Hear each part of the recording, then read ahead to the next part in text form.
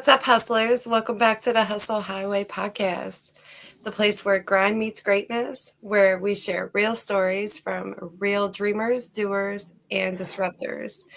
You know, we're always chasing success over here on this Hustle Highway.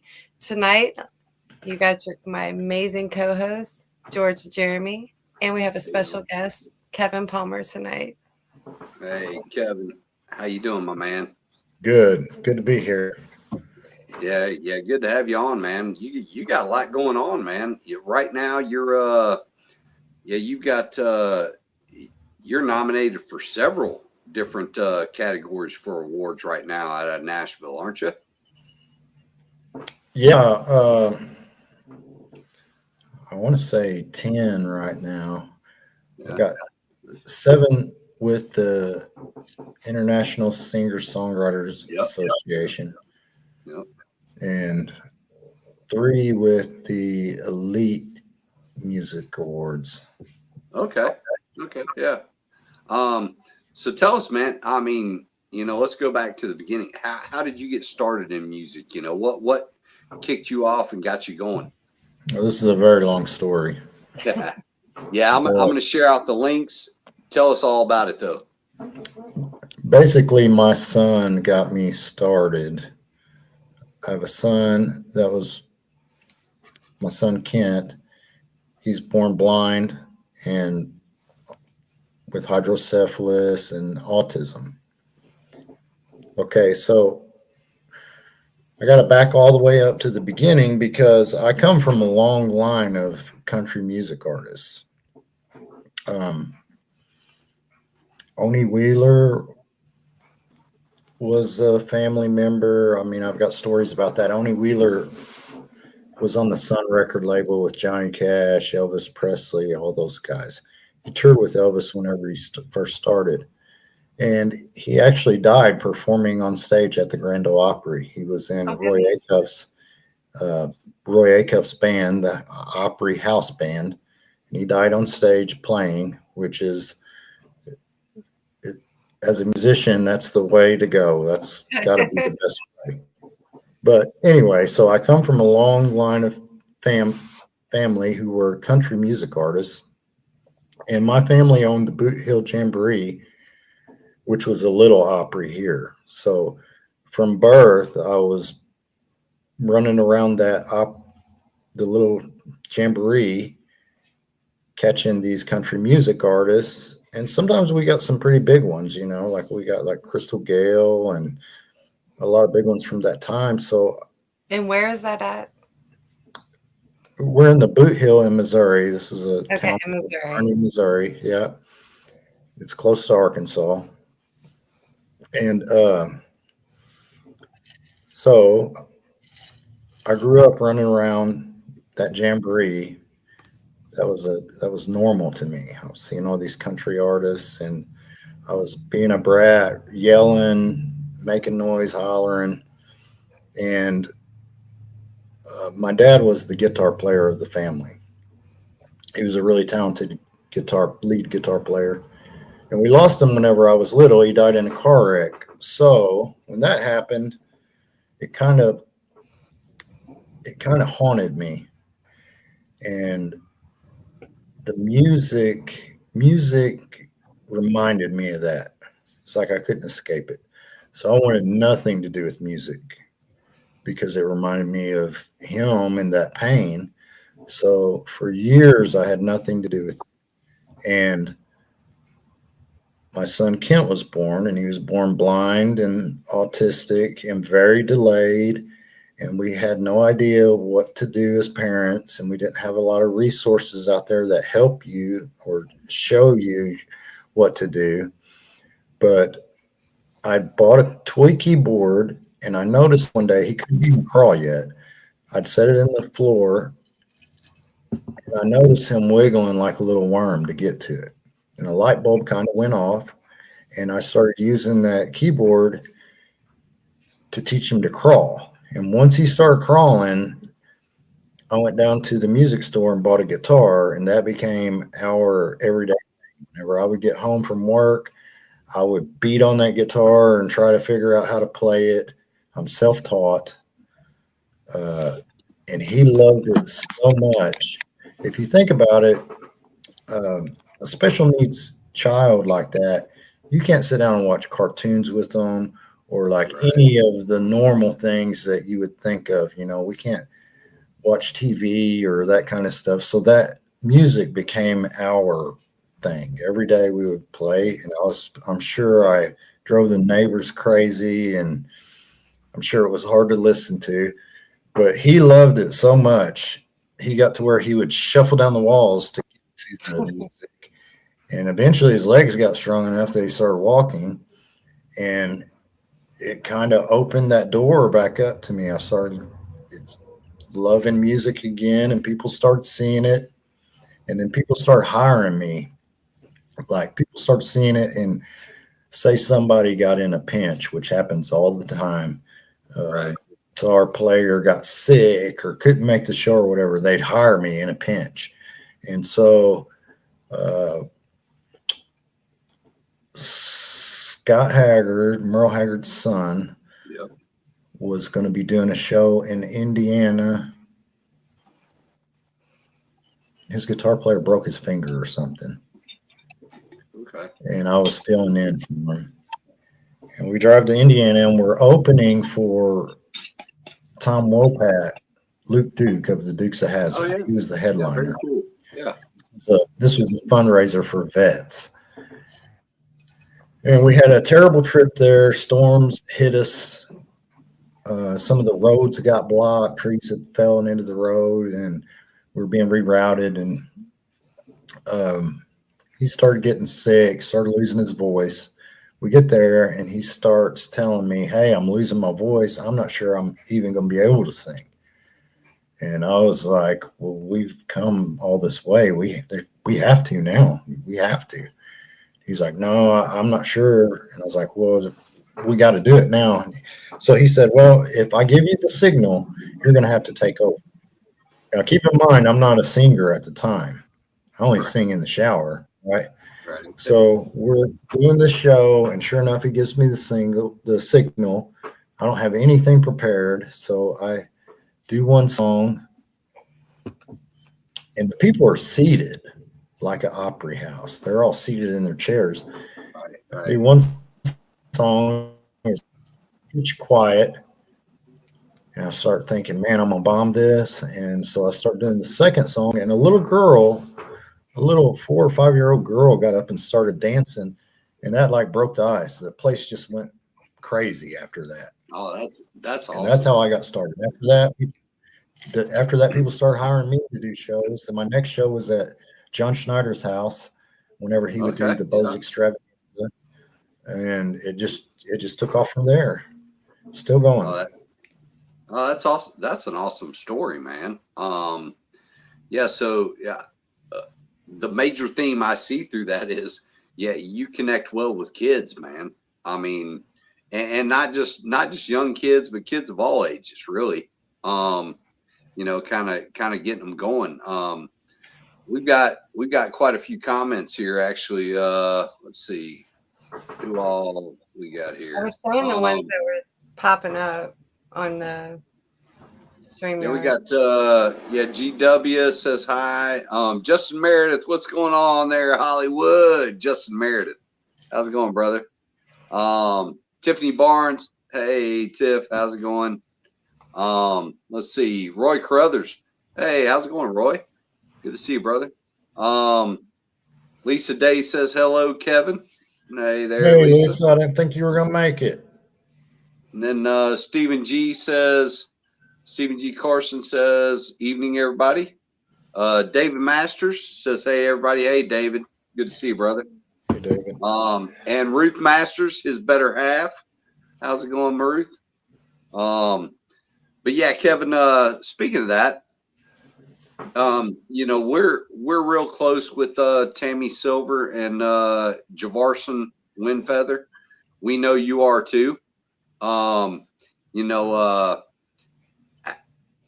of the things I got to say is that Lego stage that Javarson made of you on stage was so freaking cool, man. That was awesome. Yeah, he's awesome. He makes all kinds of stuff. Uh, I've got stuff in the other room, but I mean, we got coffee cups, we I got was gonna, I'm lanterns. like, I have a Lego Kev coffee cup that he brought me. Yeah, And he's awesome. He's really cool. I tell you, I like. I was kind you of know, clueless on. I was like, "Who's Lego Kev?" And then he broke it down and explained it to me, and I was like, "Oh, that's so cool." Because at his age, I was definitely doing a lot worse than Legos. So I was like, oh, I tell you, yeah, he's great, man. And "Yes, I always joke around.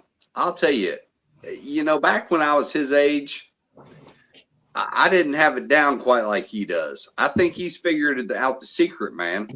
He walks around, he hugs a lot of ladies. Yeah, he might be a little smarter than me. Yeah, he's he's he's definitely got got it. it going."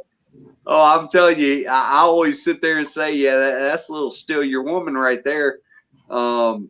He's Him and his yeah. mom are wonderful people, though. Absolutely wonderful. I tell you, man, they're great folks, man. I love them to death. He's a great kid, and I'll tell you, he's smart as can be.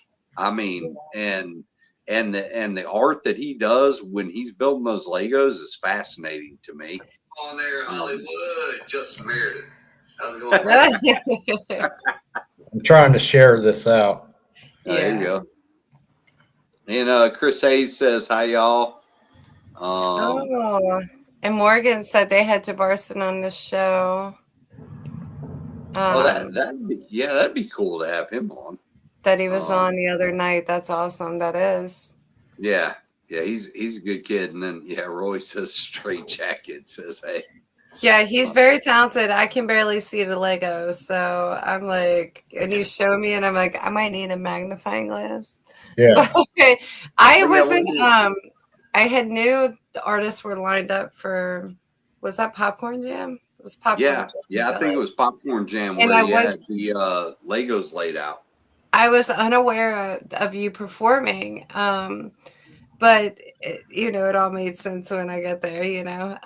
So I meet Jabarson, and he's like, "Yeah, this is my Lego set. This is Kevin Palmer." So like he gave me a whole introduction to your music and to yourself before I ever got to hear you perform or know who you were. So I was like, I think that's my PR work. I think that's the greatest compliment is when someone else is, able to introduce you. And being this young man that is already sculpted by an example that you've given him, he really looks up to you. So I was like, that's really a compliment. But Well, he usually says with his accent, Kevin Palmer music, country as a skillet. Yep. he does have the cutest accent ever. He really does. Oh, yeah. And Tammy's awesome too. I mean, God, he's got the best mama you could ask for out there. And unfortunately that car accident they had, boy, that really kind of rocked them pretty bad. But they're coming back from it. They're tough folks.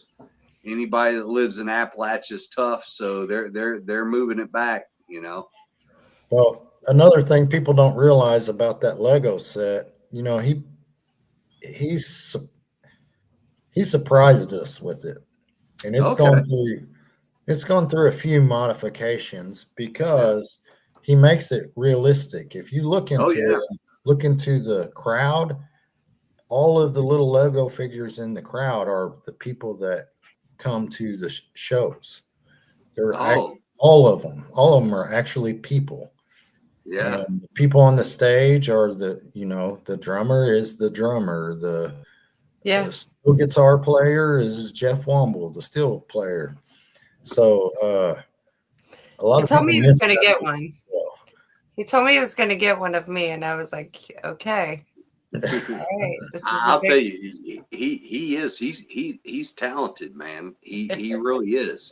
I mean, all of us have played with Legos when we were little kids, but man, that's a guy that he actually makes art out of his Legos. I had no idea that they were Legos have advanced. Okay, so I'm learning, but Well, I think I think he's just really good at making sure that he gets the right pieces for the right thing. He puts detail in it. he actually sent me a thing of like where to find the Legos, and then I looked on it and I was like PG-13, but I was like, wait, we're looking for a blonde. We're looking for. Yeah. Now I will say, they have gotten advanced as far as that goes. They got a little advanced, and I was like other people have started seeing that, and they've started like trying to hire him to build one for them. That's awesome. Yeah, and I mean he's good at it. I mean his attention to detail is smooth. Oh yeah. I mean when I first saw that one there at Popcorn Jam of you, Kevin, on the stage and all that, you had literally just played, and so when I'm sitting there looking at that, I'm sitting there going, "Holy crap, man!" I was like, he really did capture the what was there. It was pretty cool. And I can't tell you how many adults actually came up to me and was like, "You got to come see this Lego set. Yeah. It's Kevin Palmer." I was like, okay. And I'm still in my head trying to figure out who's who, because there's one of me and a million of everybody else. I'm like, who are we talking about? And then when I go over, there's this Lego set, and the detail, like you said, I was like, it's like, that's the green room, and this is where the tree, and this is where you get a drink. And I was like, oh. Yeah, very cool. But yeah, like I said, though, I think he's figured out the secret that I wasn't smart enough to figure out when I was his age. He can innocently go and just ask for a hug from anybody. But yeah, he's got it down. He's a great young man. So Kevin, kind of after that, kind of what are some of the most exciting projects you've worked on? Some of the most exciting gigs you've done? Oh, I don't know. They would probably not be what you would think. Like, they usually aren't. Sometimes they're definitely a surprise. Like there was a couple times I got to do the Kenny Rogers telethon. Okay, very cool. They do a lot of work for special needs kids, and they do that telethon to raise money, and they raise a lot of money to do that. And I feel like if you can, I mean, you can go play the bars and the dives all you want to, but if you can do something to help, to make you feel like you helped, I feel like that really makes it more special for you. Yeah. It feels like you're doing something with it. Yeah. And so those were good. I've got to meet so many people, which would have never happened without the music. Right. Who's your favorite artist that you've met through music?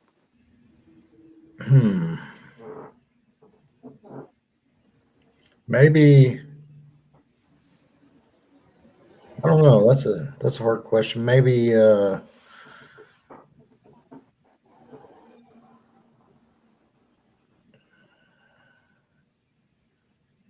don't know. Maybe Joe Nichols or Okay. Yep. Or Way. Way was pretty. Oh yeah. Pretty. Yeah, that's a good one. Yeah. And we'll be doing a show together this Halloween. Oh, okay. At the Outer Banks. Way's headlining. Yeah. I'm opening. That was one of my questions. So I didn't know if there were some events that you've got on the calendar that you want to share with us.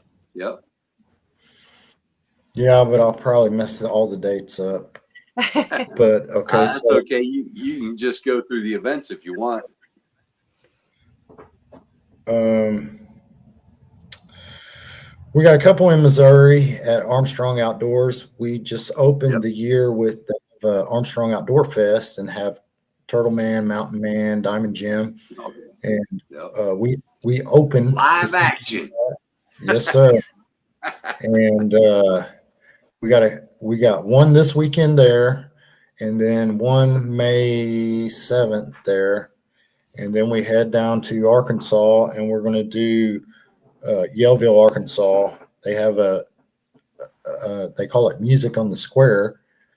It's an Okay. outdoor show they have on the town square. Everybody comes out, which is going to be really cool. That'll be something different for me. Right. Then me and my friend Winelda of the Winelda Diaries. If y'all don't know her, you need to check her out. She's got Okay. almost 2 million followers already. Oh wow. We are going to be in Paintsville, Kentucky, June 12th. And then we're going to be in West Virginia the following day. But we're doing some shows together where we're mixing comedy and country music. It's kind of a variety show. So, Okay. Is that what she does? Is comedy? yeah. Then? Yeah, she That does sounds like fun. it's going to be awesome because it's something for everybody. You can bring the kids to it. Oh yeah. There'll be a dinner served in Paintsville. The VIP tickets have already sold out. Oh wow. Good job. Yeah, Yeah. yeah, but she does her comedy bit. We kind of interact a little bit, and then she does the porch confessions with her sister Heather, Okay. and I feel like it's something different. It's something kind of unique. Yeah. How's that work when they do that? It works really good, actually. We've kind of done it at the Thomas House, which is another one of my favorite places, and another one of my biggest fans, young Memphis Cole. You'll see him in some of my videos and stuff. Sometimes you'll Okay. see him and Javarson together. They'll both be dressed just like me. That's cool. Yeah. Yeah. Yeah. I love Javarson's hat, man. He's styling. He's got that hat down. Did you say that was the Thomas house? Yeah, Yeah. that's in Red Boiling Springs, Tennessee. It's a really famous place, and I hate to give a plug like this, but I've got a show coming out. It's out now. 3 episodes have been released. Okay. Final episode releases Friday, where we do a paranormal investigation of the Thomas House. It's Oh, 4 very cool. episodes on Scare Network TV. If you got a Roku TV, you can get the app there. Yeah. And Tell us about that, man. I mean, yeah, you apologize, but don't apologize. That's the kind of stuff we want to hear, man. Tell us all about that. well, a good friend of mine, Jimmy Ricker, Oh yeah. Yeah. he does the paranormal investigation. Yep. Yep. That's why I heard you say when you say Thomas house, because I know he's like Kentucky area, Yep. and I'm Ohio, like in the tri-state, Ohio, Kentucky, Indiana. I did some shows at the Thompson House, which now I think they're closed down, but they're known for like having a lot of paranormal activity. Yep. That's why I wasn't sure if it was the Thomas House or the Thompson House. Well, the Thomas House is got a ton of history. It's kind of its own unique vibe when you go there. Right. If you're into that, if you're into paranormal, it's a must see. And you can rent a room out there during the week. They've usually got paranormal investigations going on the weekend, and they cook a big dinner. But it's like walking into the past. They got a big dining hall with a stage on it, and they'll fix a country dinner and serve it.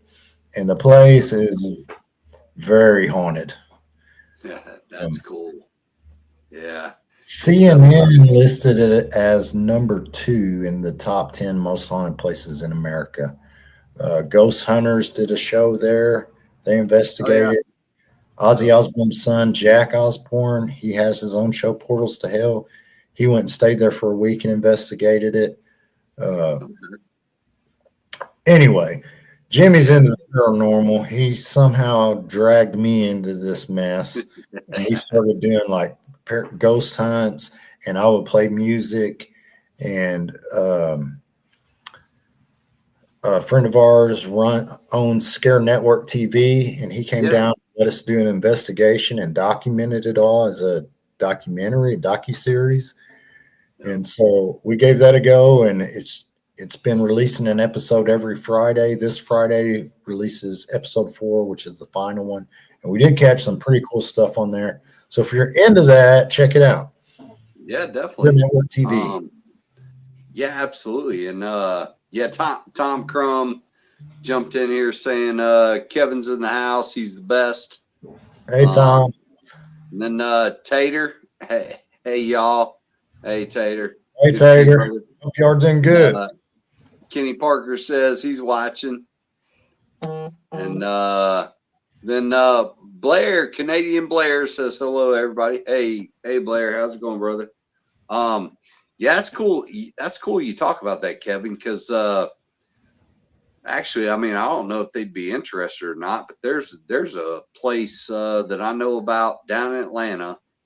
There's a 75-acre piece of property that back in the day, back in the 1880s, they put to death about 3,000 people out there, worked them to death on that property. A lot of people talk about that property being haunted. There's a couple 100 yards of hidden tunnels up under there. All kinds of stuff. My son and I found it back in 2020.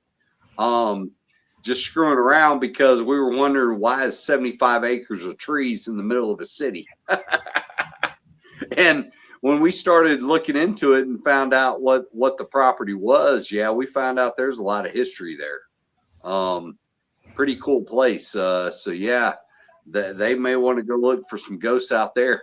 I told Jimmy that when I met him, and because when I didn't know he did the paranormal thing, and then we were talking liquor, and I seen it, and I was like, well, I live in this house that was built in 1890. I was like, feel free to come on by. Yeah, exactly. You get what you're looking for. Yeah. So then on Halloween, we're going to be at the Outer Banks at the Hillbilly Bigfoot Jam there. Yeah. That's the moonshine event. And this is going to be the first time that Way Jennings and I get to do a show together. So Way is headlining. Oh, that'll be cool. And I'm opening for him. So that's going to be a blast. Yeah. That'll be fun. And that'll be very awesome. September, I'm going to be in Caledonia, Missouri, which will be my first time. I'm really excited to be there. So if you check that place out, they've always got events going on, and it looks like a little Hallmark town. It's always decorated up, and they've got all these apple festivals and strawberry festivals, and they've always got guests like the Dukes of Hazzard and St. Louis Cardinals. And so I'm really excited to get to go there in September. I'll be there. Mountain Man from Duck Dynasty will be there. Oh, yeah. And Jim will be there. It's going to be a lot of fun. It's a bluegrass festival. Okay. Yeah, that'll be a good time. Can't beat a good bluegrass festival. That's the best way to go. So yeah, Kevin, you've got a couple of new songs out, right? Yeah, I've got 2 that I just put out at the first of the year in January. I've got one called Masterpiece. Yeah, I kind of broke a lot of the rules to do that one, but I felt like there's so many different styles and different types of songs, and it's one about the mothers of special needs children. I don't feel like they get their roses like they should because they're Right. so important. So that one's came out. Um, some are putting it into a gospel category, which is a first for me. Okay. But Um, yeah, you get very deep in your music though. So I can see something like that heading that direction. Because you get very deep into I mean the life of those of people that have to deal with that situation. yeah, it's something that I don't know really why it's like this, but it's kind of something that we don't talk about. Right. Um, Right. People are afraid to talk about it. You're afraid to ask questions, and so it kind of gets swept under the rug. And then I think a lot of these moms, they kind of feel like they're isolated a little bit. Right. So You definitely have to meet. I have to link you up with my girlfriend Tracy. She is not only a mom, she's also an adoptive mother, and she has taken on children with autism. oh, And I do often talk about my buddy Mason because he has his Mason's Oh yeah. Minions bracelets, and Yeah. they like to make bracelets. So we go to football teams, like because her and I both have season tickets for the Bengals. So she'll give me bracelets and we hand them out, and it'll be for all teams. And it's just like autism awareness and how people can get these bracelets. And she's going to be doing them for moonshine events. So we'll awesome. definitely have to get Yeah, you I'll have one. to meet her. Yeah. She actually, because like I share her posts and stuff, because Mason goes through these phases where he wants certain things. And Mhm. at one time, it was a red old rotary phone from the Children's Hospital. And Very so cool. luckily, I found that on Amazon and was like, hit send. But vacuum parts and things like that. But now he's like really big into orcas and dolphins. Mhm. So he just had a trip to SeaWorld in Florida and did wonderful. And I have to find a clip and send it, but like I guess like the mime had kissed her on the face, being funny and like treat. It was so funny because like she's always this mom and she's busy in mom mode, and it was so funny to watch this mime kind of just swoop in and trick her and her have this little bit of fun. And I was like, you know what, she's the best mom in the world. So you're Mhm. right. Moms just don't get enough flowers for that. For sure. Absolutely. Well, and autism children, what I think a lot of folks don't realize is they're challenging in a different way because really when you think about it, it's because there are certain things that they are attracted to that they are so intelligent Yes. about. I Yes. mean, it is like beyond the level of anyone else's comprehension. And so for a parent to be able to keep that engaged Yeah. and to keep their mind engaged in that is very difficult because they learn in what they're interested in. They learn so fast and so much that it's hard to keep up with that. And that's the challenge. I mean, and a parent that has to deal with that, they have to stay on top of it. It is a full-time job because you're not talking about a child that is deficient in the way they think. They are actually far advanced in the way they think about certain things that it's hard to keep up with that. It really is. I mean, these are kids that I don't think people realize in the things that they're interested in, they are so freaking intelligent in. it's kind of amazing, really. I think my favorite thing is that they don't have a filter. So they're just telling you No, straight up yeah, how they feel. And I wish more people were like that. You would get less BS in the world. oh yeah. I I mean, feel like the more time you spend around them, I feel like the more that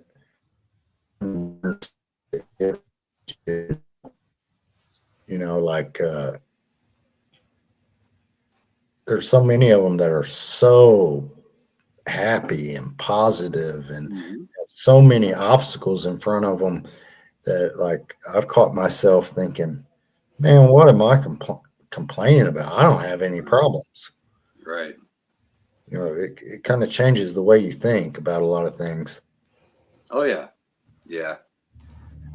Yeah. It's yeah, life is funny because yeah, like you said, you know, things aren't really as bad as sometimes we think they are.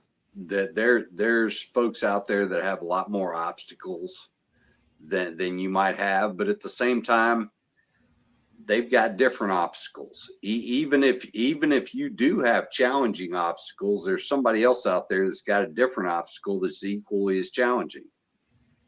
It is amazing how resilient people are, and that's one of the things I think is fascinating about a lot of these mothers and parents out here, especially single moms that have to, raise a child and raise a special needs child, or even if they're not completely special needs, they're just advanced.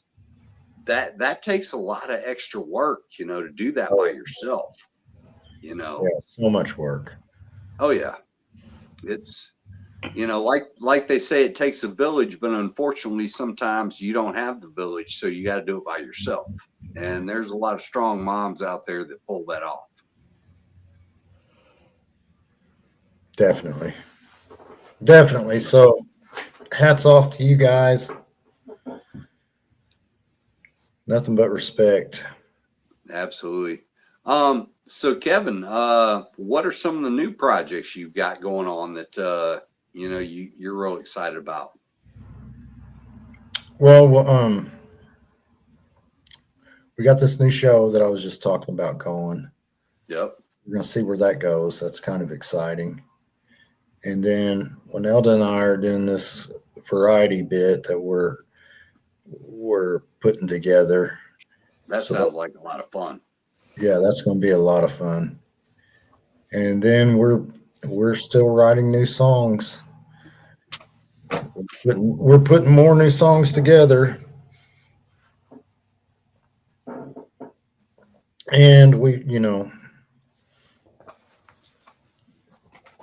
got award shows coming up. So wish me luck on that. Oh, absolutely. And Bill 7123 says, "Hey, what's up? How you doing, Kevin?" Hey, Bill. But yeah, now with a couple of the new songs that you have going out, when you bring those out, do you bring them out on certain streaming systems, or how do you bring those out? Man, I've done everything.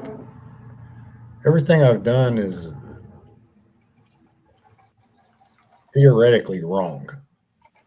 It's kind of how I got that. It's kind of how I got put in the outlaw category. Okay. And that's where that Missouri Rebel came from. Right. Because like the way my music career started is not a normal way that music gets going. Right. And then whenever it got started, I didn't have a booking agent or a record label or go through any of the avenues that you're supposed to go through. It was completely underground. And then it started taking off and it started being hits overseas and kept getting bigger and bigger. So like I got to be on Bristol radio one time, which a lot of people call Bristol. They recognize that as the birthplace of country music. So that was Right. kind of a bucket list thing for me. And they were calling me a rebel in the way that I write my music, in the way I turn my back to the industry standards and norms. That's kind of how that all came to be. Okay. And, Yeah. so I just do things my own way. I put it out and I write everything myself. I record it. I lean more towards, I like storytelling songs. Yeah. Sometimes I kind of play with the type of song. Like, for example, I've got one song called "We Need a Man in Black." It's a tribute to the Man in Black, Yep. and it was based on the idea of doing one with song titles of his, and everybody I talked to said that was impossible. You couldn't do that. So I did that just to prove them wrong. Yep. And That's Laney Jones is that's what we're all about on this show is when somebody says you can't do that, we're like, oh, let us show you how we can. yeah. But like, I think there's more than one way to do things. I think that's what is good about music is there's room for everybody, and everybody deserves a chance to do things their own way. You don't have to do it the same way as everybody else. So there's going to be somebody that you're going to have an audience for what you have to say. Yep. Oh, absolutely. I mean, well, and like you said, you know, your music, you make. I mean, a lot of artists say they make their music personal, but you make it very personal. You know, you make your music very personal. You tell a very good story with it, and I think that's what makes you unique in what you do. Well, thank And you. and in this day, I mean, I got to ask you because we've asked this of Mary Cutter and a few other folks we've had on. You know, what are your thoughts about AI generated lyrics and music? It's a triggering question there. It is. Mary answered it. Mary answered it very politically correct, but you could tell she's not a fan. Hi, Chris. I'm not a fan either, but I think there are exceptions. I think there is a place for it. You know, like if you think along the lines of like jingles, and if you Right. want to, like, say, if you wanted to create a opening song for your podcast, I don't think there's anything wrong with that. Or who else is going to do it? You want to hire a musician to try to come up with a jingle for you? They don't want to do that either, you know? Right. And AI works extremely well for that. So I don't see how that's going to hurt anybody. Right. But when these songs start hitting the charts, you know, now you're taking people's jobs. Yeah. Well, that's the thing is, you know, there are people out there that some of the songs that they've created, they actually want to hit charts. But yeah, you have to sit there and you have to question, but is that really your art anymore? I mean, Right. you know, did you really create that? I mean, and I say that as somebody who, when it comes to musician talent, I suck. I mean, I'll sing, I play the banjo, but I'll be honest, I suck at the banjo. I suck at singing. But the thing is, if I do it, it's real. I mean, and I have to give a lot of talent to you guys that have actually written music, have performed music, and done it yourself, because it's not easy.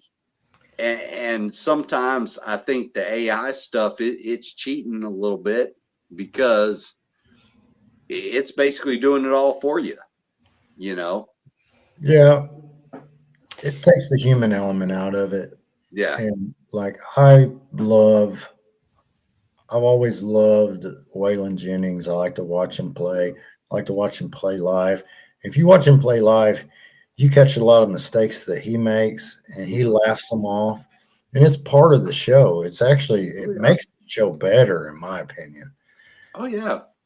Well, and the skill that a lot of the guys that put on shows go through, you know, it is not, you cannot be out of shape and do a show for 3 or 4 hours in front of people. That just ain't gonna happen.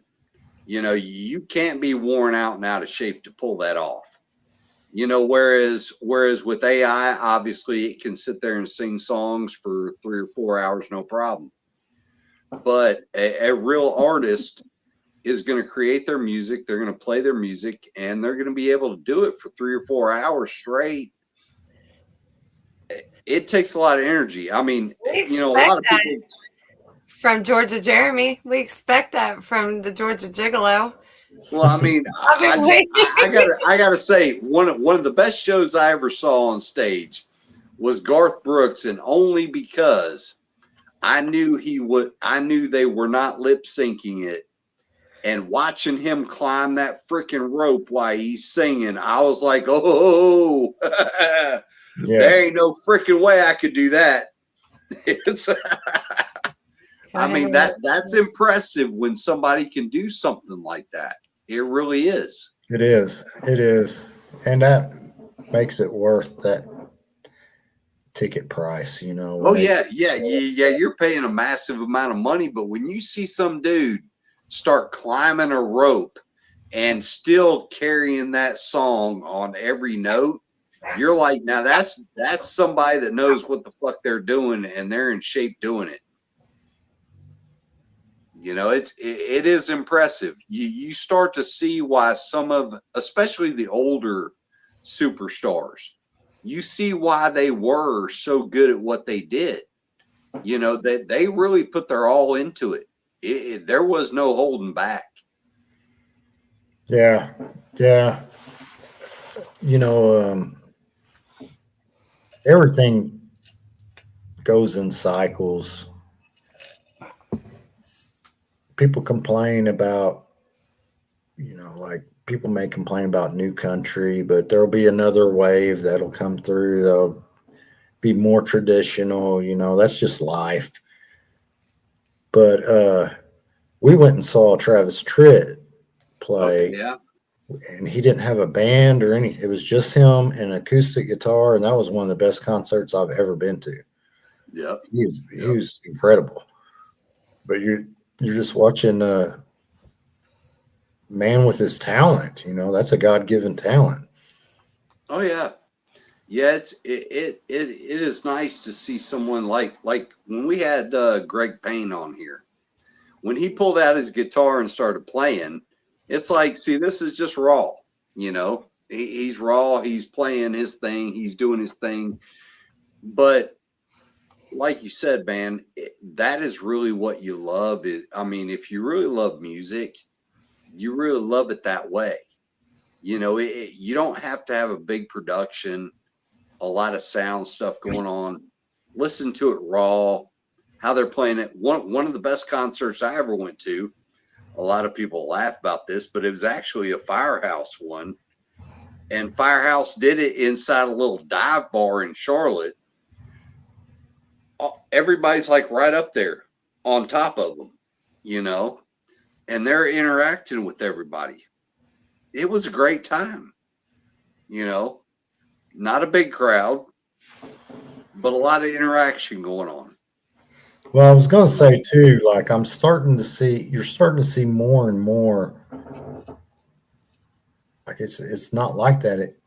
You're starting to see a lot of people use tracks and stuff, and mixes up in their music and that kind of thing, and that kind of takes the fun out of it for me. Yeah, I'd rather see that. I'd rather see like you watch a Waylon Jennings perform pretty early in his career on the Johnny Cash show. Yeah. He's doing Only Daddy That'll Walk the Line, and he misses that high note, and he just laughs about it. And you see Jesse's on the keyboard, and she laughs about it. I mean, I like that. That's entertaining to me. That's fun. Oh yeah, yeah, absolutely. I mean, well, like I was saying earlier, hey, people that may not be paying that close attention, they don't know where your mess ups are. You just gotta you gotta have fun with them. Just roll with it, because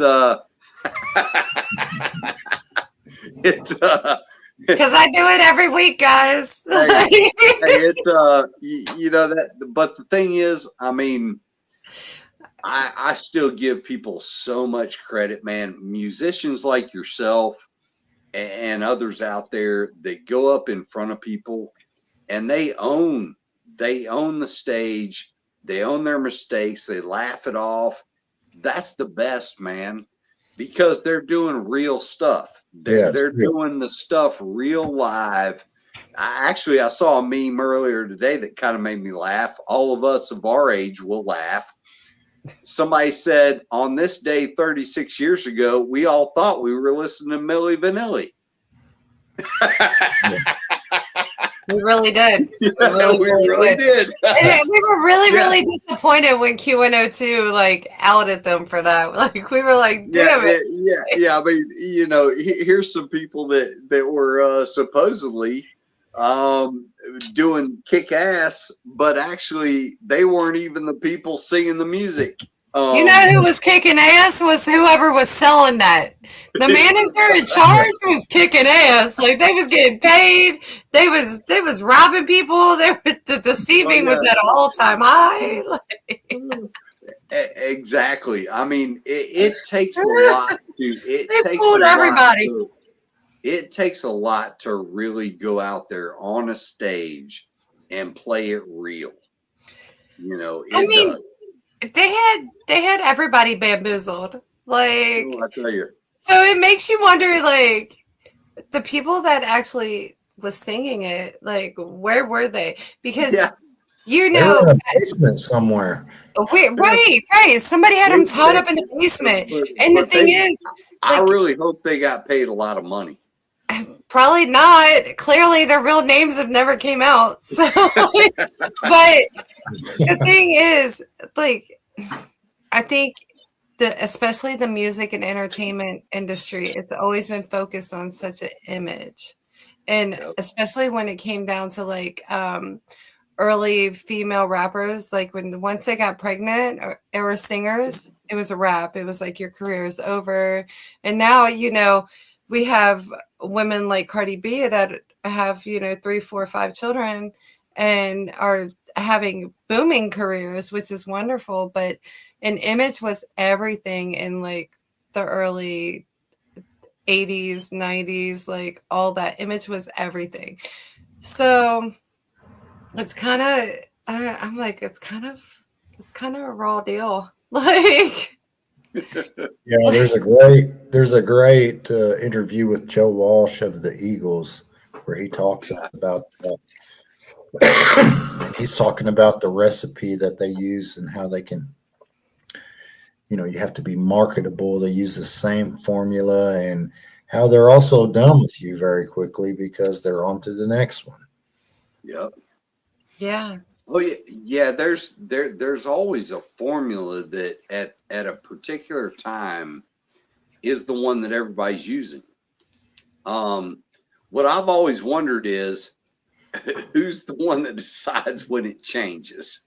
Because like when you think about it through all the years back, the 60s, 70s, 80s, 90s up till now, who has decided what the music of the time actually is, and what's being said. But that's what I love about today's world with, even though everybody knows I'm anti-technology and all this, I will say though, I'm Not horrible. you. Yeah, I'm horrible. But I will say, it has opened people up to a whole different idea about music. What you like nowadays, I think, is more possible for you to hear than what they told you you would like back 20, 30 years ago. For sure. You know, For back sure. 20, 30 years ago, we were influenced by our peers. We were influenced by what we heard on the radio, whereas today we have the opportunity to hear music that is so much farther than what we were exposed to when we were younger. Do you ever think about, like, my favorite line is, "Who's to say what is proper?" from Alice in Wonderland. And Alice in Wonderland is this great story of everything that's magical. But and they pull up her skirt and she's like, "You're not dressed properly." But who's to say that's proper? Like, and when it comes to music, that's a big thing. Like growing up, everybody had their own, it's rap, it's rock, southern rock, it's gospel. You had all these different genres. And now you have this mashup of just everything, which is beautiful but frustrating. Okay. But also, like, it's people can just literally be like, you know what, I like that, so I can go find that now, which is great accessibly. But I remember as a kid growing up and like you would hear bluegrass. And then when I would get back to Ohio, I was like, oh, it's rock and roll. Like we had certain channels. And now it's like, well, you can hear everything. Oh, yeah. Well, and like you were saying, Kevin, like breaking the rules. See, back 20, 30 years ago or whatever, if you broke the rules, that ended you. But you better not shake them hips like Elvis.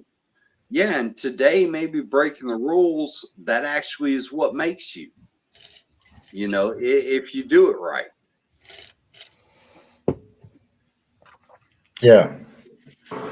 Yeah. Back then, you had to play by their rules because I don't even think you could take your band into the studio and record them. You had to use, they were basically like a union. You had to use their guys and they kind of controlled your sound. Yep. And that's outlaw movement got started. And, like you were saying, now there's so much music that you have access to. Like you may meet somebody that thinks that this band from West Virginia is the greatest band ever, and you've never even heard of them before. You're not going to hear them on the radio, but they're like, hey, listen to this. These guys are great. And you're also people that kind of beat the system too, because radio's controlled by money and and record labels. And the studios used to be controlled the same way as well until people started figuring out, hey, now I can build a studio and I can rent it out. Yep. And that was a breakthrough thing with artists, and that allowed people to become more independent because studios and art, like record labels, were just so prominent and they controlled everything when it came to artists. And it, along with the image of what you said, how you were going to say it, So it's crazy now that things have come. My background was audio video production. So to look now and I see all this, I'm like, wow, you can pop up.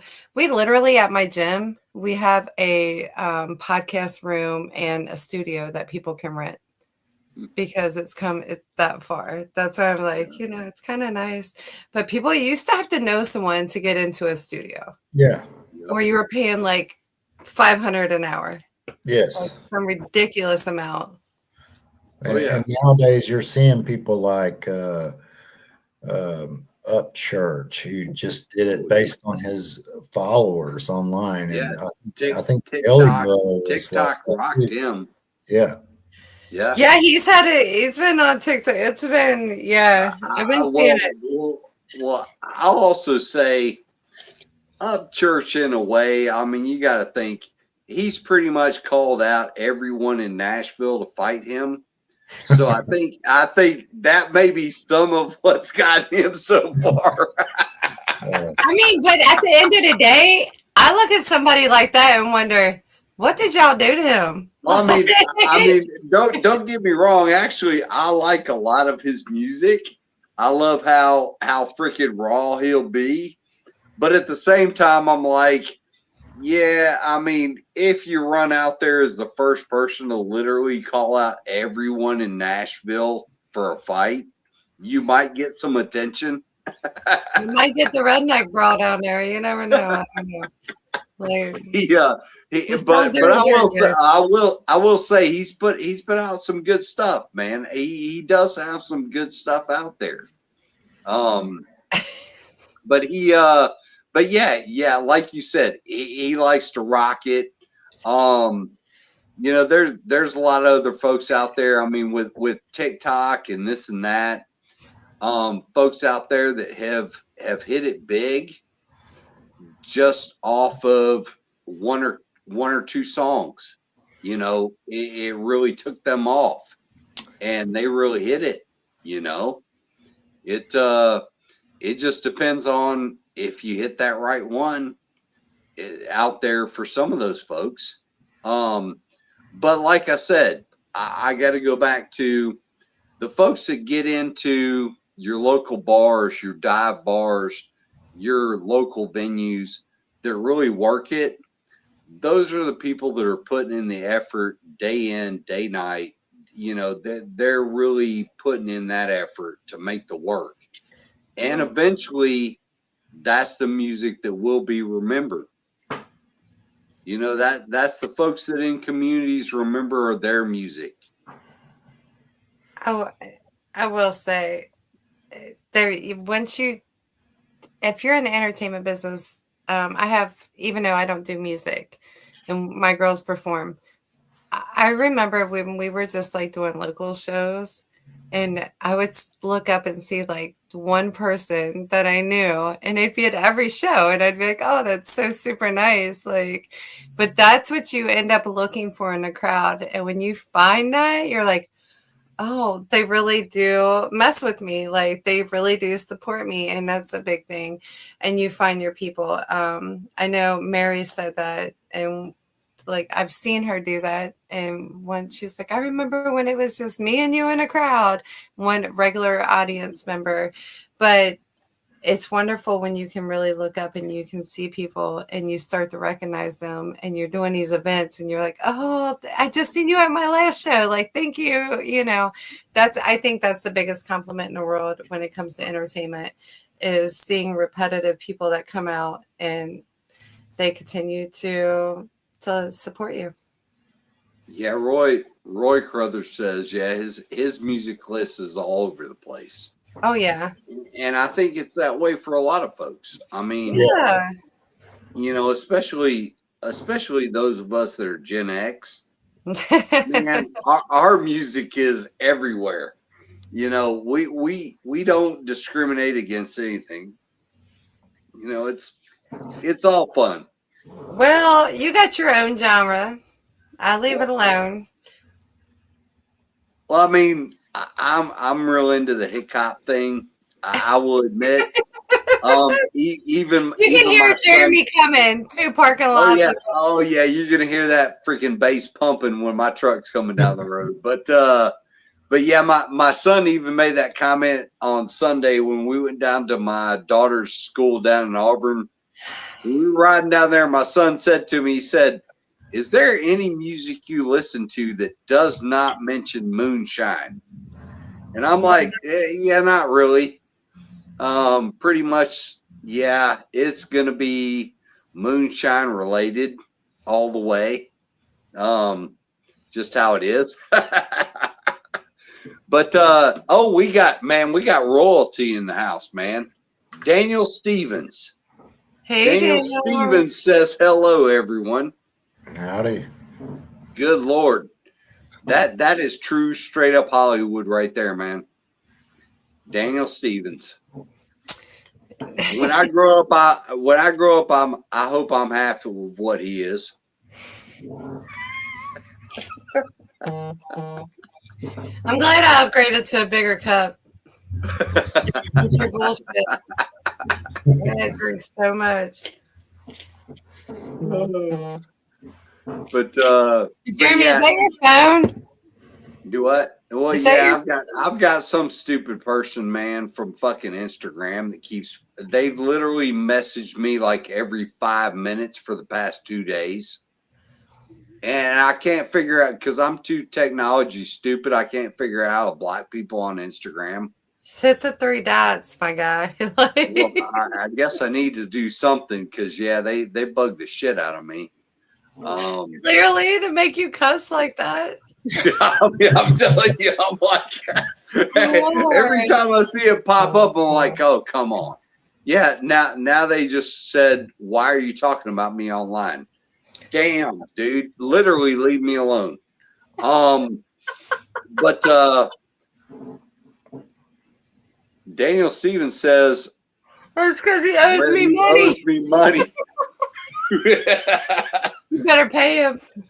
Damn, I owe you some money, Daniel. Kevin, so is there any, because I will be posting, I need to do that like immediately. I've been slacking, but I try to keep everybody up to date on all the moonshine events. And I know Barn the Bottle is a good one in Ohio. Beattiesville in Kentucky. Jim and April are going to be doing one in Georgia. The Bend. And then which one? I know you said Ozark. One and the OBX. That's what he's OBX for Halloween. Outer Banks. That'll be a fun one, man. I've yet to do that one. So I haven't either. I like Halloween down in Louisiana. So but I have heard that is a fun festival. Yeah, and that's a tourist town, but it's kind of after the season. Yeah. So I don't know how cold it's going to be on Halloween, but I want to get down to the beach, check out the ocean. Well, that's what I've always liked about it is because it's kind of technically the last event of the season, but I've never been able to go. But it is because of when it is. It's kind of the last really big event of the season. Yeah, they need to start doing that when it's like the end of the season kickoff.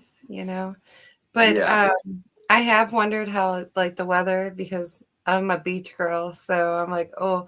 But Halloween, I normally go to like New Orleans, so I was like, you never know, it's going to be hot, cold too, so it kind of goes in there. Yeah, Daniel Stevens says it's fun, but it's windy. Wear a good hat, braid your hair. And Zal Zane says, good evening, Shiners. Hey, Saul. And Daniel Stevens says, I need to silence my notifications. Yeah. I'm normally barking at him over that, but tonight I'm giving him a pass. Like, I'm not barking at Jeremy tonight. I'm not as bad tonight. At least I'm not like going on here answering people. But yeah, Kevin. Obviously, like I said, you've got a couple new songs out right now.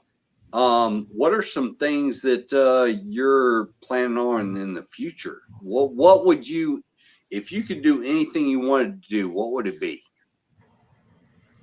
I don't know. I need to cut some more videos. I like doing that. I direct those myself and write all that too myself. And I think that's something that's like you're seeing more and more. It's kind of record label controlled too, I feel, because you're seeing more and more like writing teams. They'll put 5 people in the room and try to push a song out quick, Oh yeah. Yeah. And that's a big, it's became such a big thing in Nashville. It's like these writing, like morning meetups or, lunch, and you're scheduled and you're like, I'm going to be here for 5 hours. I know it. Um, and it's like writing camps, basically. I think those work for some people, but Yeah. Yeah. I mean, I guess I'm just, I'm old school, I guess, I'm maybe. not very progressive, I guess. I do it the old Right. way. Yeah. But I think Well, everybody's and got their own way, and you got to I'm figure out also a your. little bit stubborn too. Like I don't use studios and stuff. I try to film in uh, the home communities with the people I know instead of hiring actors right. and renting out a studio for 8 hours where everything's already set up for you and hiring a production team to write the videos. I like to do all that myself too. That was definitely one thing that we learned with Mary, because she was like, I literally was singing in my best friend's closet. She's Yep. like, and then I got signed to this record label. She turned down one, um, because they wanted to control her, and then she was like, I'm gonna do it my way. But then when she went in and they had what she had signed with, and she said it was so crazy because she walked in and this was already set up and done, and she's like, oh, it's like then I'm noticing the difference, and it was just eye awakening to her, I guess. Right. Which I mean, sometimes when you have a little more money and you can have a little more better equipment, especially when it comes to recording, and and you're in the audio video world like that, and you get the sharpness, the everything down to the cameras, the lighting, the sound, things do. I always say the same thing about baking because I'm a baker. The best ingredients give me the best product. And it's kind of the same thing with audio video. What's funny is when I was a teenager, I was about 17, 18. If any of you guys remember Animal Bag had a couple of good songs back in the late 80s, early 90s. Man, every single one of those songs were recorded out of their basement of their parents' house.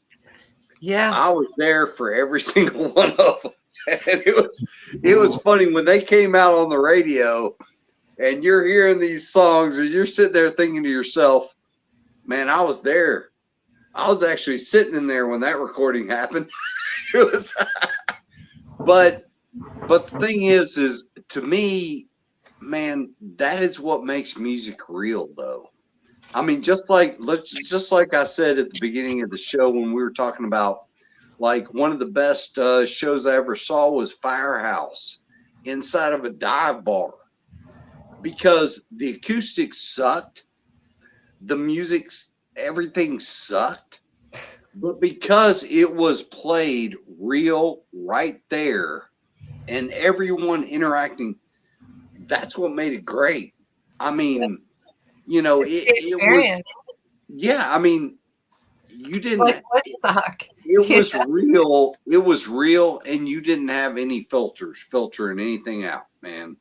It was all right there. Yeah. And Kevin, that's one of the things that I do love about your music is because your music is you don't do a lot of you don't do a bunch of replaying what other people do. You get real original with what you do. Yeah. Your stalkers are going hard right now. It's Instagram, man. These fools. I just think there's more than one way to do things. We don't have to all be alike. There's room for everybody. Everybody gets into this mentality. I see this a lot. But, it's not just music; it's a lot of other fields too. But people get into this mentality to where if you're doing the same thing as me, now you're my competition. That's really not the case at all. You know, Right. it would be the same thing as moonshiners. You know, well, I'm a moonshiner and you're running moonshine. Now we're enemies. That's not how it should be. No.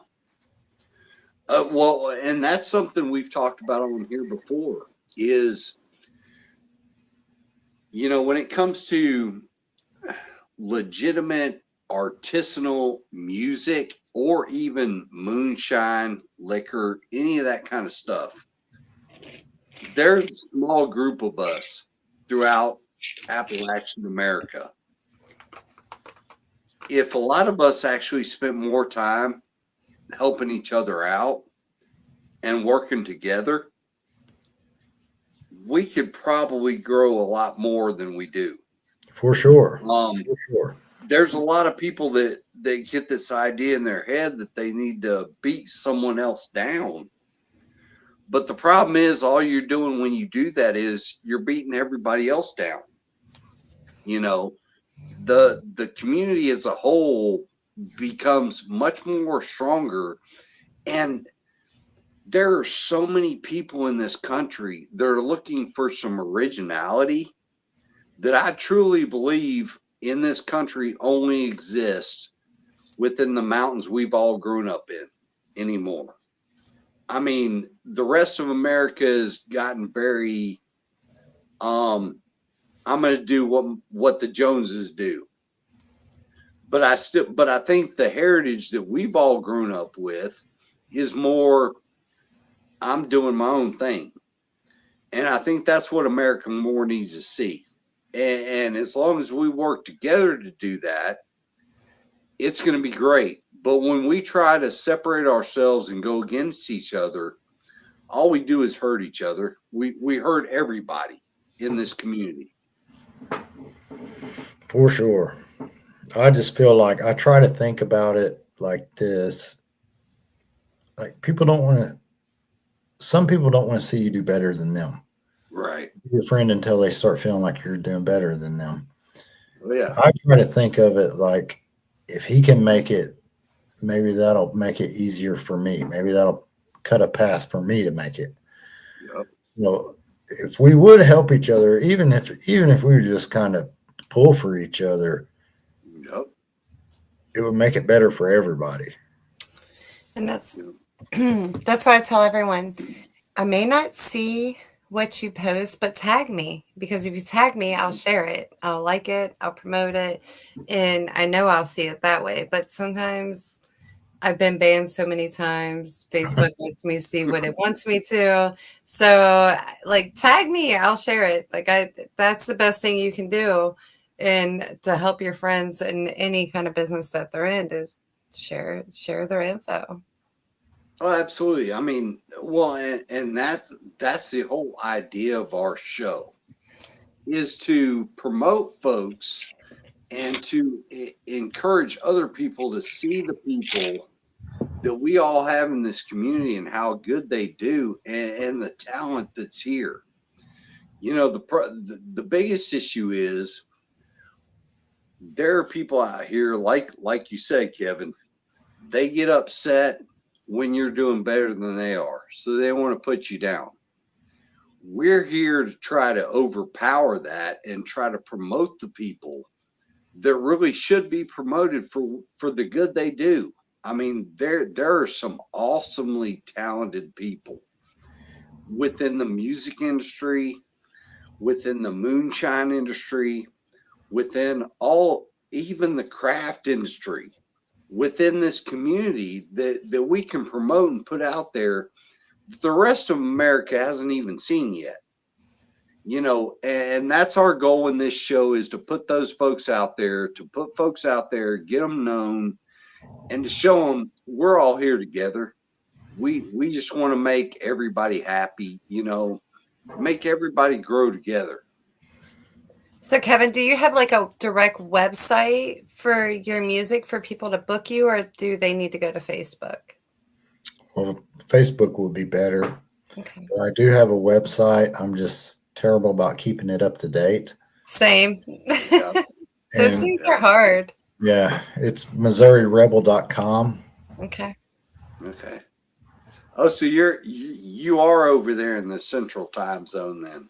Yes. Okay. Yep.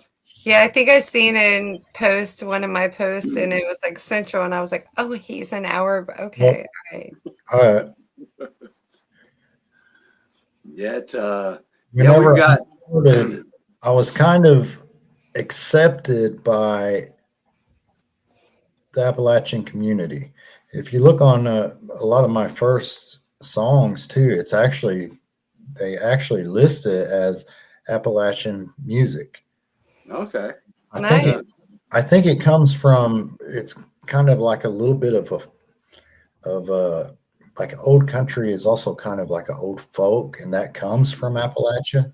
Mm-hmm. Oh yeah. I think that's where that comes from. But a lot of people forget I'm from Missouri. I live in Missouri because I'm being booked in in West Virginia, Georgia, Tennessee. Right?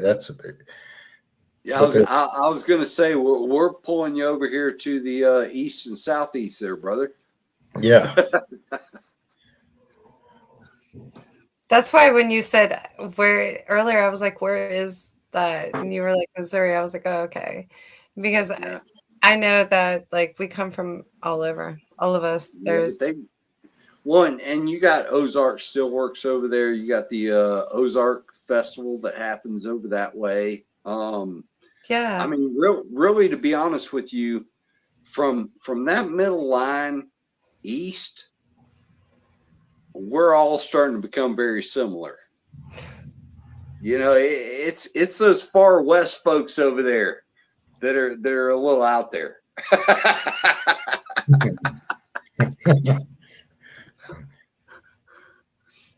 No comment. Especially once you hit California. No comment. You get me in trouble. Yeah, So- no politics here.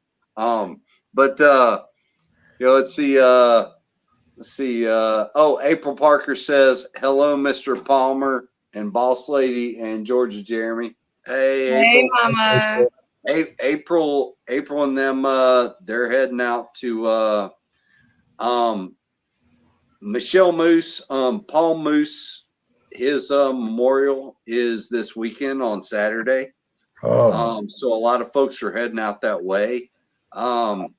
Very much prayers for Michelle as she goes through this weekend. That's going to be a tough weekend for her. We all understand that. And here's a cheers to Paul Moose, and love y'all. But yeah, that's one of the things that we always talk about is if we as a community spend more time supporting the artists, the craftsmen, the folks of our community, the rest of America is going to buy into it, and the rest and all of us can benefit from it. Look, we can't win from beating each other down. We can only win. I'll tell you that there's a lot of people that do. They try to beat each other down all the time, and it doesn't make sense because there's room for everybody. I mean, hell, when you see, for the love of God, when you see someone like Jake Paul out here freaking making money off of doing fights that he's guaranteed to win. Come on, man. The rest of America can pay a little attention to people out here that actually work for what they do. I mean, it's. Yeah, I think that's another part of it too. We got to quit letting the industry tell us what to like. Exactly. Yeah, and unfortunately, we've always done that. I mean, if you think about it, every genre that we've gone through, it's because someone somewhere, I don't know who, but someone decided that was popular. Who's to say? And we all went for it. I mean, it to me, it's amazing because I've always thought, who decides? Who decided when in the 80s that Guess was popular? Who decided? I mean, who Somebody with decided more these money. things throughout our lives? Whereas now we all have technology that connects all of us worldwide. Now Yeah. we can actually decide. I mean, if we took the opportunity, we all actually now could decide what's actually important to us. You know, we never had that opportunity when we were younger. But at the same time, as Gen X, the cool thing about that was, we questioned everything because because as Gen Xers, we knew everybody's trying to scam you for something. They're gonna throw you in the back of that van for free candy. Yeah, Yeah, definitely. everybody's trying to get you in that damn fucking van for that damn candy. My mom had me so listen.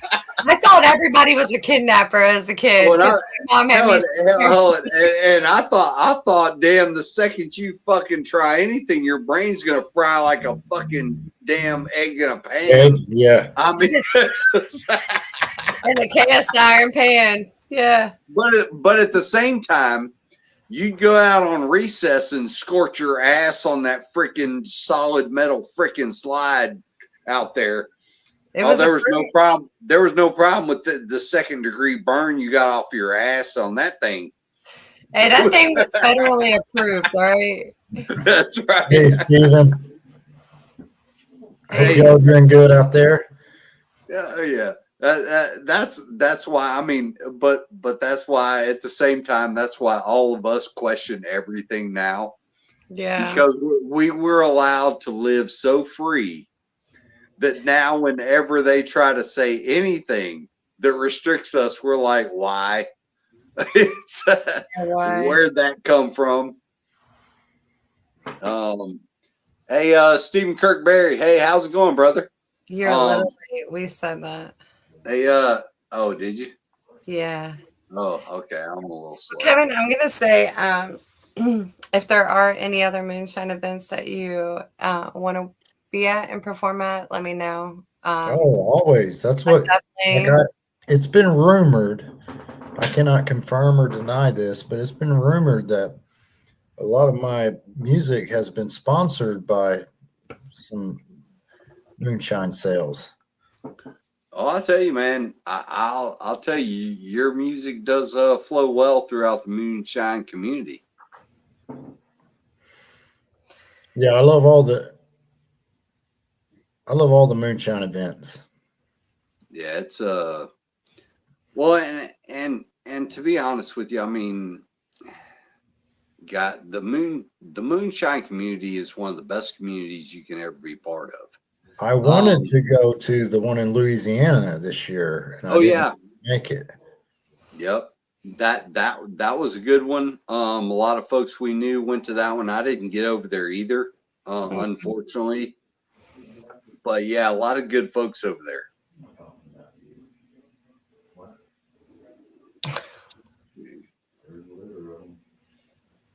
We grew up with metal lawn darts. Yeah, exactly. Exactly. I mean, sometimes I just have to laugh because I'm like, it's true. It really is true. I can't tell you how many times I've tried to buy those. They're expensive as hell now. You got to go to a yard sale, guy. Oh, you got to like half beg people. I mean, people that know what they have will not sell them damn lawn darts for nothing. No. I mean, hell no. And I still can't believe that, because I mean, as we grew up as Gen Xers, we grew up common sense. Don't stand underneath of them. I mean, what the we learned the hard way. It's that simple. If you're playing a game of lawn darts, don't stand underneath the fucking lawn darts. I mean, my mom always said, if you're gonna be dumb, you got to be tough. I mean, we learned a lot of these lessons the hard way. Oh yeah, I mean those things they act like today that those things were like sharpened spears or something. They weren't. They were rounded off metal pieces. And yeah, if you stood underneath them, that might hurt. But if you're not directly underneath of them, you're okay. I mean, I just it amazes me. It's just like when McDonald's had to start putting on their coffee cups that it was hot. Well, no shit, man. Well, I mean, they come do on. sell iced coffees, so people don't Yeah. know. No. I mean, I mean, just some of these things blow my mind. I mean, it really does. It makes me laugh because I'm like, holy crap, dude! Did we really And for a hot survive? coffee, you need to make sure it says hot on there. Yeah. How did we survive as Gen Xers? I mean, that we couldn't survive hot coffee. We couldn't survive freaking lawn darts. I mean, all this stuff. How do we all live? It's don't just. Still thriving. Still here and thriving. Oh yeah, Anyway, yeah. You gotta love America. But at the same time, I guess there's other countries out there that are much worse off than we are, so I can't complain. But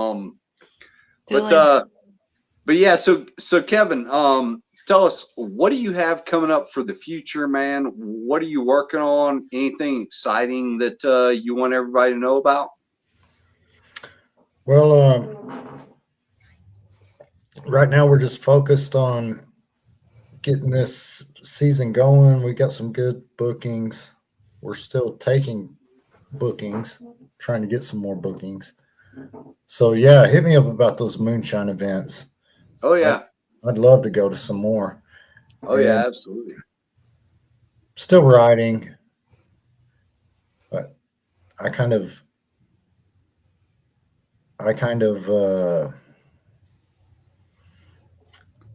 can't schedule writing. Like I got to kind of wait till it hits me. I'm one of those people. So more writing, more studio, more videos, There you go. more ghost hunting. Hey, Rye Daddy. Oh, Apple Rye in the house. There's a guy that breaks a couple rules. No, JL Shine, how's it going, man? Chris Palin says, or stickers telling you not to, what's that say? put your arm in the. Oh, yeah. Oh, it's, man, I'll tell you, good Lord. There's some of the stupidest damn warnings you see out there. I mean, it's like, wow. You gotta let it go, Jeremy. You gotta let it go. No, sometimes I do. When I walk through stores, sometimes I laugh. I mean, it's just the things that I see. I'm like, they really have to tell us this shit now. Yeah. I'm like, damn. I'm like, how do we even? How do we as a people even make it for the next 50 years, man? If they got to tell us some of this stupid shit, We're gonna keep bringing it. We're gonna keep bringing it. Well, somehow we've turned into this society that tries to sue everybody for everything. Oh yeah, I mean it's ridiculous. Oh, and actually, Sean and I have experienced that. There are people that literally will threaten to sue us over some stupid shit. And literally, because God forbid you have the freedom of speech on a podcast. Oh well. Now what I love is the only great thing about when it comes to the law of slander or libel or any of that kind of stuff. What I love about it is it's the only part of law where the loser still has to pay. So if you are stupid enough to try to sue somebody for slander or libel and you lose, you pay. That helps prevent stupid lawsuits. And if they actually went to that in America for everything, and said in America that everything was the loser pays, we would avoid a lot of stupid lawsuits in this country. You know, but it's funny because people do like to threaten lawsuits all the time. Yeah, unfortunately, we've had several folks try to threaten us with lawsuits, and it's laughable. it's it's like, yeah, good luck with that. How deep are your pockets? Because it's going to take a while.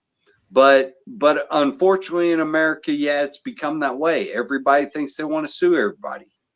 I mean, you know, what happened to the days of you own up to your own shit and you handle your own shit? And if you made a stupid decision, then it's on you. It's on the internet now, so everybody has. I mean, it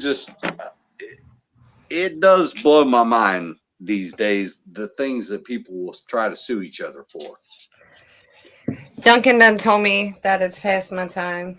Yeah, it is starting to get past the bedtime. Hey, Kevin, what are some of the upcoming songs or events you got going out that you want everybody to know about? Well, definitely check out the Paintsville, Kentucky one. We'll be at the Silver Spoon. That'll be Winelda and I's first variety show.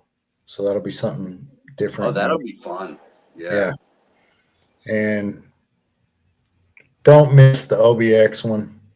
Oh, yeah. Because it's going to be Wade Jennings and me together for the first time. So that's going to be a blast. That'll be a good one. Awesome. Yeah, that'll be good. Yeah. And like I said, feel free to tag us in anything. That way we can share it and see it. And you can tag the Hustle Highway, and we'll promote it from that page as well, too. And we have an after party group and other events group. Yeah, absolutely. And and Kevin, thank you so much for joining us tonight, man. I know you've got a lot going on, but it was a pleasure to have you come join us and hang out and talk about where you came from. That actually is fascinating because, you know, not everybody out there has the same experience that you have. And so the experience with music that you have is a unique one. And thank you for sharing that with us. Oh, thank y'all for having me. I appreciate y'all having me on here. Yeah, absolutely, man. Music, moonshine, and mud wrestling. There you go. It's our three favorites. Yeah, that's right. That should be a festival. That should be a festival. That should be a festival. It might be. It may be. We may have to think about that. It might be coming soon. There you go. But yeah, Kevin, thanks for hanging out with us, man. Good times. And anything you've got coming up in the future, let us know so we can help promote you and help get your stuff out there, brother. Oh, I appreciate that. Thank you so much for joining us tonight. And like I said, anything that we can do, just reach out to us. And if you want to come back on, you have something more exciting going on, let us know so we can definitely get you back on here and tell everybody. Yep. Thank you. Appreciate it. All right, guys. Thank you, brother. Thanks everyone for joining the Highway Hustle, and we'll see you again next Wednesday. Until then, keep hustling, hustlers. Absolutely.